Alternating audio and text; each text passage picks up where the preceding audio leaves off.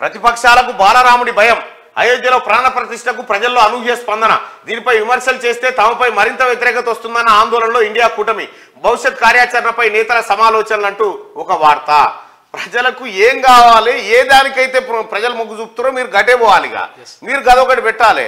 ఇప్పుడు మీరు కాంగ్రెస్ పార్టీకి రామాలయం కట్టలేక కాదు, లేకపోతే ఇక్కడ ఉన్నటువంటి విపక్ష పార్టీలకు రామాలయం కట్టలేక కాదు, మీరేమో బాక్రానంగల్ కట్టాలి, నాగార్జున సాగర్ కట్టాలి, శ్రీశైలం కట్టాలి, ఇరాకుడు కట్టాలి, దీని ద్వారా రైతుల పొలాలు వారాలని మీరున్నారు. ఈ అన్నిటికీ బదులు రామమందిరం కడితే జనమంతా ఓట్లు ఎత్తారని వాళ్ళు ఉన్నారు. అది వాళ్ళకి మీకున్న తేడా.